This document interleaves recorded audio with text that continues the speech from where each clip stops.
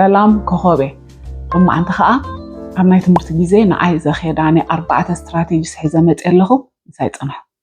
أوكي كتر حدا تايم مانجمنت بعد حدار كوينكا قلعت هاللي ومخا سرحت خيط خوينكا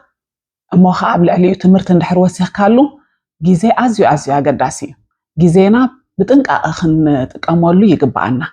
نعبنت زتنا ندحر هالينا أتزتنا عكا كنسوم عون خيل تخينا እንዳሰ معنا ናይ ገዛ ስራሕ ክንሰርሕ ንኽእል ኢና ንኣብነት ምግቢ ክሰርሕ ክእለ ላውንድሪ ክገብር ክእለ ብኸምኡ ኸኣ እቲ ግዜ ብጥንቃቐ ንጥቀመሉ ማለት እዩ ኣወሲኸ ኸኣ ቴሌፎን ግዜ ሰራቂት እያ ከይተፈለጠና ግዜና ብጣዕሚ እያ ትሰርቀና ቴሌፎንና ዝፅናዕ ተለና ዝንበብ ተለና ኣሳይመንት ተለና ቴሌፎንና ኣርሒቕና ክንቐምጥ ኣለና እንድሕር ተደዊልና ሞ ኢምፖርታንት ዘይኮይኑ ዘይምልዓል እንድሕር ኣልዒልና ኸኣ ነቲ ዝደወለ ሰብ ክንደይ ደቂቕ ከም ዘለና ምንጋር ሓፂር ግዜ እዩ ዘለኒ ኢልና ምንጋር 5 ደቂቃ ደላና 10 ደቂቕ እንታይ ነይሩ ኸኣ ምባል እንታይ ነይሩ ራይት ቱ ደ ፖይንት እንታይ እሞ ነይሩ ማለት ዕላል ከይንጅምር መታን ዕላል እንድሕር ጀሚርና እቲ ግዜ እቲ ዕላል ስለ ክጥዕመና ድኽእል እቲ ግዜ ኸኣ ከይተፈለጠና ይኸይድ ማለት እዩ ካልኣይ ትምህርቲ ናይ ዝዓዲ ክኸብድ ክእል ስትረስ ከዓ ክትገብር ትኽእል ኢኻ ስለዚ ዓርኪ ወይ መሓዛ ኣገዳሲ እዩ ደዊልካ ትምህርቲ ምስ ወዳእካ ወይ ፈተና ምስ ወዳእካ ወይ ኣሳይመንት ምስ ወዳእካ ንሓፂር ግዜ ድውል ኣቢልካ ከምዚ ቀነይ ብጣዕሚ ትምህርቲ በርቲዐ ንቐኒ ምክንያቱ ይወፀልካ እዩ እቲ ኣብ ውሽጥኻ ድቐነየ ስትረስ ክወፀልካ ይኽእል እዩ ምስ ትፈትዎ ሰብ ኣጆኻ ምስ ዝብለካ ሰብ እንድሕር ዕሊልካ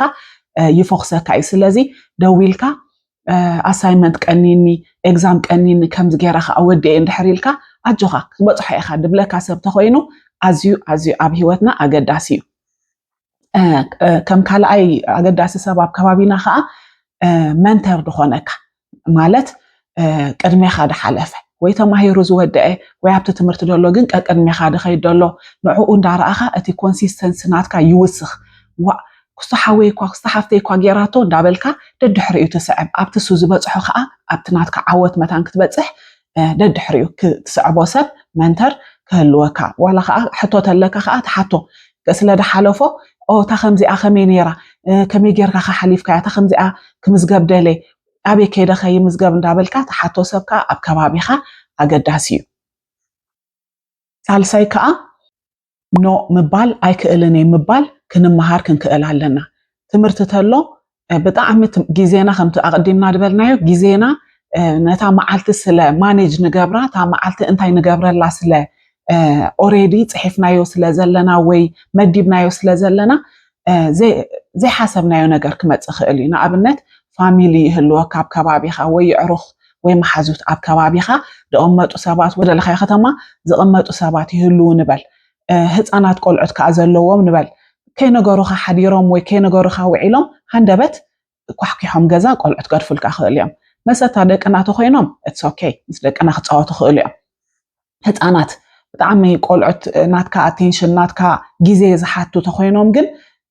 ኣይክእልን እየ ሶሪ ምባል ንምሃር ምክንያቱ እቲ ግዜና እዩ እቲ ናትና ግዜ እዩ ዝብላዕ ምስኡ ኸኣ እቲ ናትና ነጥቢ እቲ ናትና ኣሳይመንት ኣይስራሕን እዩ ሽዑ ነጥብና ኸኣ ሳፈር ይገብር ማለት እዩ ምስ ኣወሲኻ ኸኣ እንታይ ክብል ደሊ ዘይሓሰብናዮ ጋሻ ኸኣ ኣብ ኣፍ ደገ ክሕኩሓካ ክእል እዩ ክሕኩሓና ይኽእል እዩ ክዕልል ዝደለየካ ሰብ ክመፅእ ክእል እዩ ንዕኡ እሱ ኣይተጋገየን እስኻ ግን you have a goal to reach ስለዚ እታ ግዜኻ ማኔጅድ እያ ኦሬዲ እቲኻያ ኢኻ ኣብ ገለ ነገር ክገብረላ ኢልካ ዝሓሰብካያ ሓደ ሰብ መፅዩ 1 hour ሓደ ሰዓት 2 ሰዓት ክዕልል ኢሉ እንድሕር ደኣ መፅዩ ንስኻ ኢኻ ትህሰ ስለዚ ኣቐዲምካ ነቲ ሰብ ነቲ ዝመፀ ሰብ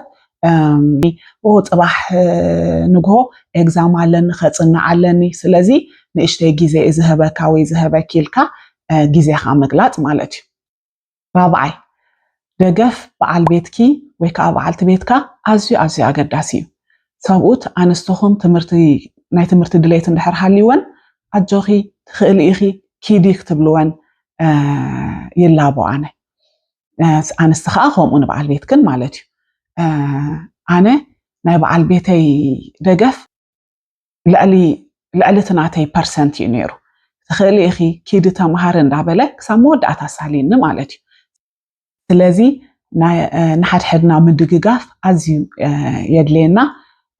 إذا كله نمنتينا نبلدلنا مخنياتو دليت رايك يكون أتحل مناسي دليت رايك يكون ويك عم جمار رايك يكون جميرنا متان كنود جميرنا متان نبتعود كنبتصح نزنا استراتيجي سيزين أنا تدقيم لنا كتأمخهم كأتسفا يقبر عبز قتل كساب نراخب